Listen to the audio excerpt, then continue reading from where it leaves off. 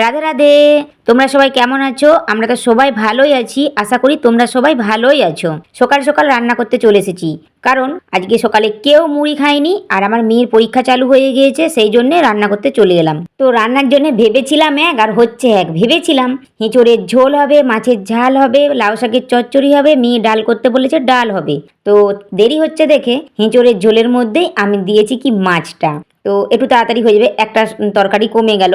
তো তারপরে লাউ শাকের চচ্চড়ি ডাল সবই করা হচ্ছে। আর রান্না করতে করতে ততক্ষণ একটা কথা বলি। আজকে জানো তো আমার বাড়িতে অতিথি এসেছে, এত বড় অতিথি এসেছে, তার আমি সেবা করতে পেরে নিজেকে ধন্য মনে করি। জানো, যখন অতিথি এসেছে আমার মেয়েকে ডেকেছি, সকাল সকাল ঘুম থেকে উঠে উপর থেকে নেমে আসছে, আমার মেয়েকে বলছি কচি দেখ। তো আমার মেয়ে বলছে কি? আমি যে তুই দেখ তো একবার।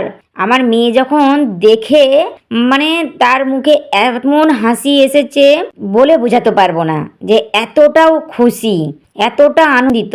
তারপরে আমি ভাবলাম যে আমার ভাইকেও একবার দেখাই, তো আমার ভাইকেও একটা ফটো তুলে পাঠিয়েছি। তো সেও কি করেছে, ঘুমিয়ে একটু দেখে নিয়েছে, দেখার পরে সেও ফোন লাগিয়ে দিয়েছে। মানে আমাদের পরিবারে যেন তো সবাই খুশি। আর অতিথিটাকে সেটাও দেখাবো, বলবো এই যে দেখো, কথা বলতে বলতে আমার রান্নাও হয়ে গিয়েছে। সঙ্গে সঙ্গে মুছেই নিই, তারপরে গ্যাস চুলা তো ভালো করে মুছে তার উপর থেকে ধুয়ে দিচ্ছি। মেয়ে আমার ওখানে সবজি কাটে, রুটি বেলে, তো উপরটা যে দেয়ালটা ভালো করে মুছে নিলাম। তারপরে সময় হয়ে গেছে, আমার মেয়ে বলছে মা আমাকে ভাত খেতে দিয়ে দাও। তো আমার মেয়েকে ভাত বেড়ে দিচ্ছি। ভাত বেড়ে দেওয়ার পরে আমার বর যে বাজার নিয়ে এসেছিল সেসব ভালো করে তুলে রাখবো বলে ব্যাগের কাছে বসলাম। দেখলাম যে মেয়ের পছন্দ মতো স্ট্রবেরি নিয়ে এসেছে। ভাবলাম ভালোই, খুশি হলাম। মেয়ে বলেছিল কদিন ধরে স্ট্রবেরি খাবে। আর একটা কাঁচা আমও নিয়ে এসেছে। আর কাঁচা আমটা আমাদের প্রায়ই আনে, এখনো ঠান্ডা আছে তাই কাঁচা আমের টক খাওয়া হচ্ছে। যখন গরম পড়বে কি হারে আমাদের বাড়িতে টক হবে আমি তো ভেবেই দেখো না। হ্যাঁ, ওরা যেন তো বাপ বেটি মানে এত টক পছন্দ করে। আমিও পছন্দ করতাম আগে, এখনও টক পছন্দ করি, তবে অল্প, সেরকমভাবে নয়।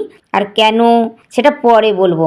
তারপরে সব তুলে দিয়ে হাত পা সব ধুয়ে আমার গোপালের সেবা করলাম। আর আমার বাড়িতে কে অতিথি এসছে দেখো, তোমরা দেখে বুঝতে পারছো।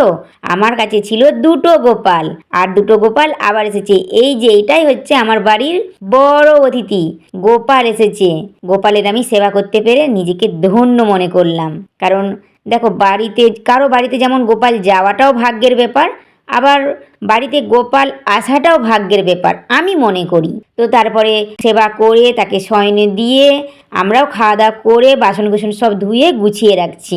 বাসনগুলো সব গুছিয়ে ভাবলাম আজকে তো আমার বর মটরশুঁটি নিয়ে এসছে, আর অনেকগুলোই নিয়ে এসেছে।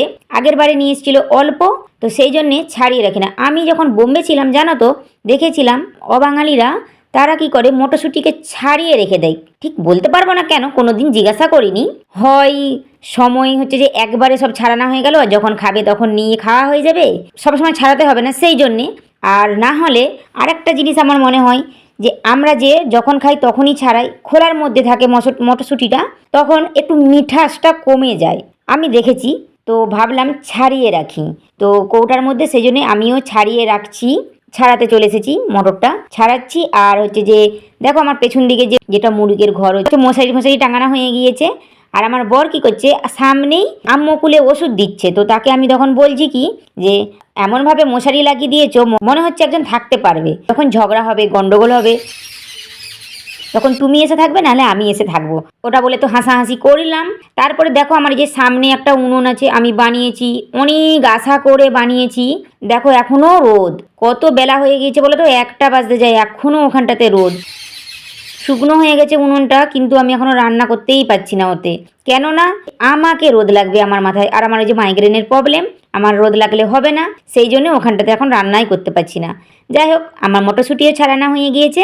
তারপরে চলে এলাম উপরে, কাপড়গুলো ভাবলাম যে গুছিয়ে রাখি। আমার মেয়ে যখন গুড়িয়ে নিয়ে আসে, মাঝে মাঝে পাট করে ফেলি রেখে দেয়, মাঝে মাঝে এমনিই রেখে দেয়, তো সেগুলোকে আমি তুলে তুলে ভালো করে গুছিয়ে রাখছি। তারপরে আমার বরের কিছু জামা ছিটিয়ে রাখছি। আর আমার বরের জামা একটা সেকশানেই হাফ, একটা কোণে আছে। তারপরেও আমার বর সেই সময় চলে এসছে। আমি আমার বরকে বলছি আমার আলমারিতে সেই রকম আমার শাড়ি নেই। আমার বর তো আমাকে অবাক হয়ে দেখছে। তারপরে আমি বলছি লজ্জার বিষয়, আমার শাড়িই নেই।